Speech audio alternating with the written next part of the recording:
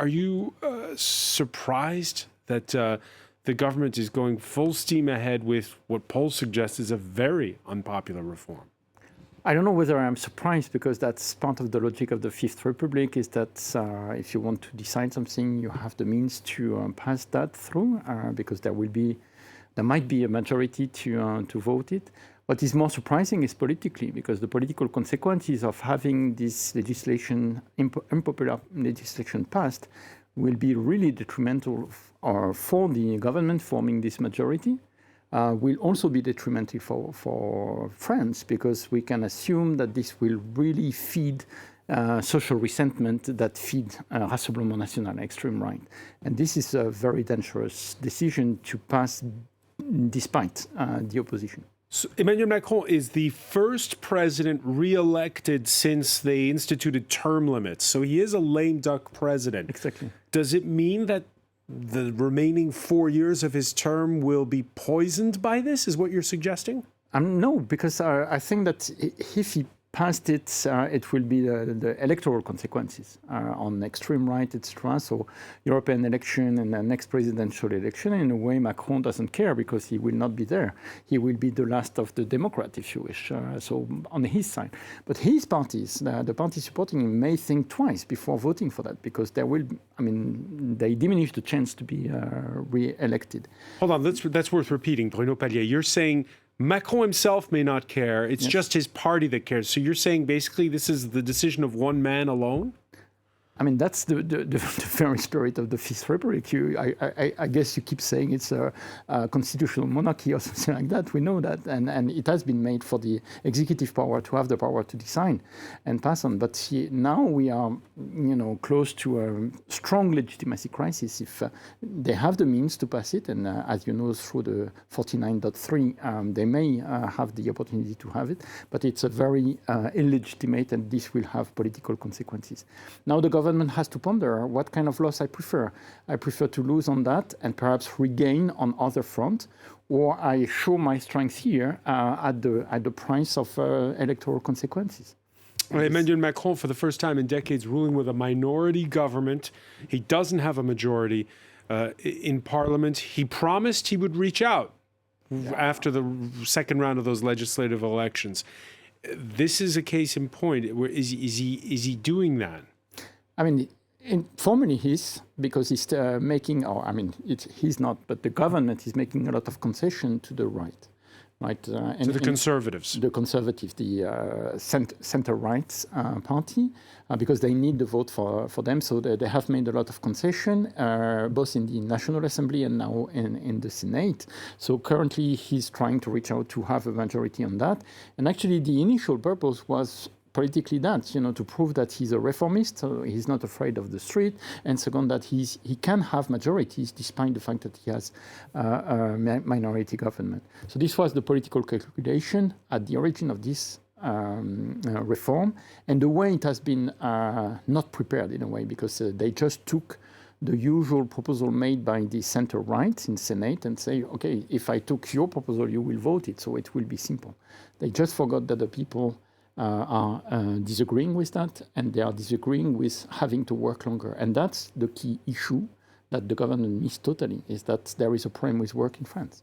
There's a problem with working longer, or there's a problem with work? There is a problem with work. What this reform is about is not really about changing the pension system. As you know, it's just asking people to work 2 more years. Basically, some will have 1 year and a half, and some 2 months. And the French say no.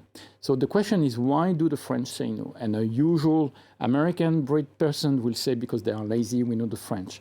Actually, if you look at data, we have seen the hours of work increasing tremendously in France over the last 10 years.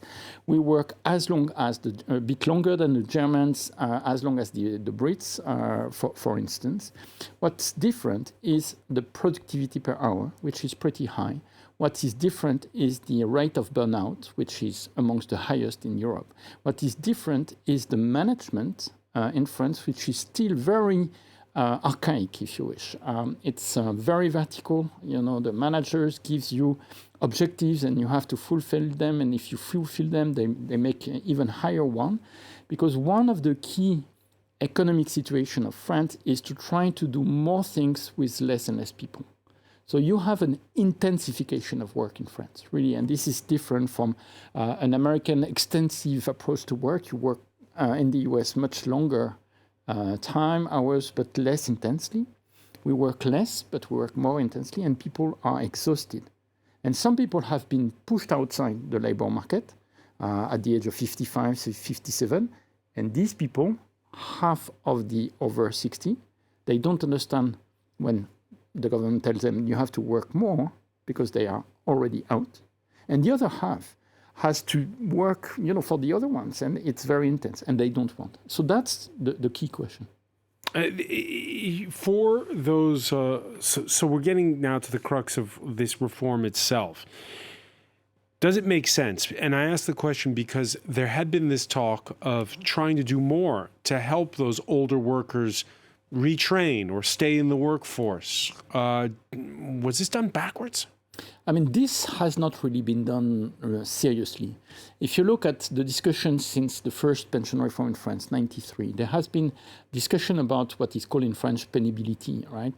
And the question was hardship, right? Was more to remove from the labor market those who have been suffering from a hard job or having been confronted with that. So this was part of the negotiation. Much less was the negotiation, the discussion about how can we improve the quality of jobs? How can we invest in working condition? How can we really train people?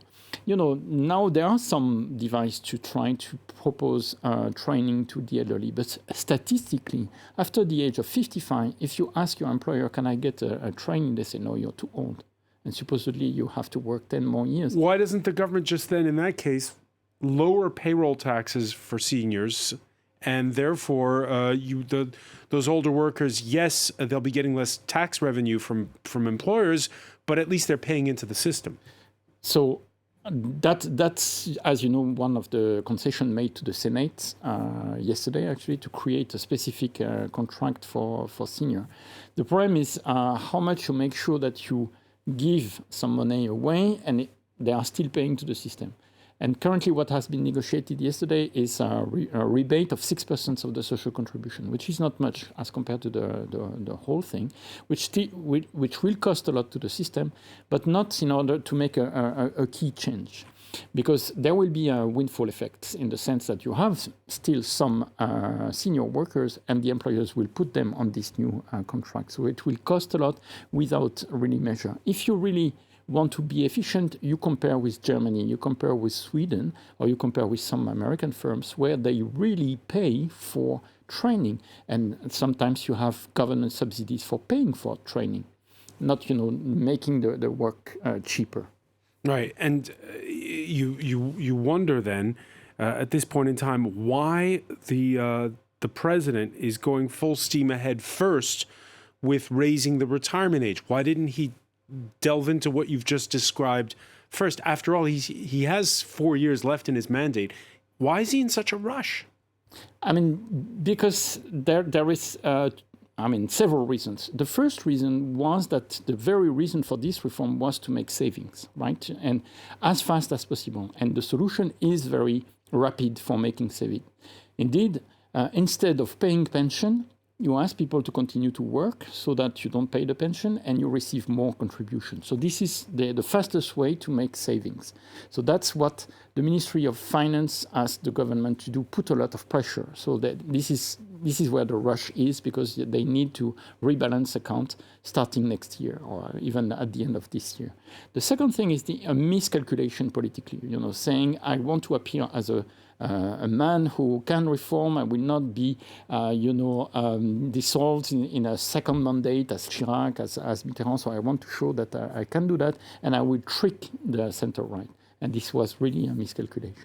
Yeah, because in his first term, Emmanuel Macron had a Midas touch. He even managed to reform the rail system, which is something that they said was impossible. This time he hits a hurdle. Yeah, because this I think they didn't prepare well this pension reform, because they thought, okay, I just take what the right is every year presenting in the Senate, and I just present that, so I don't have to really prepare. But of course, it's different to make a gesture, because this is what the Senate did, was a gesture, and to prepare a proper law with the proper calculation of it, impact, etc. And they obviously didn't do that well. As you know, the debate has shown that we were lacking of data. There has been miscalculation, sometimes even lies about the consequence of it. They didn't prepare well. One final question for you, Bruno Palier. In this era of globalization, you were talking earlier about how France is very top-down. These strikes, do they show those who are in the streets to be conservative or progressive? I mean, they are asking for a new world where work would be better, improved, where they would have recognition.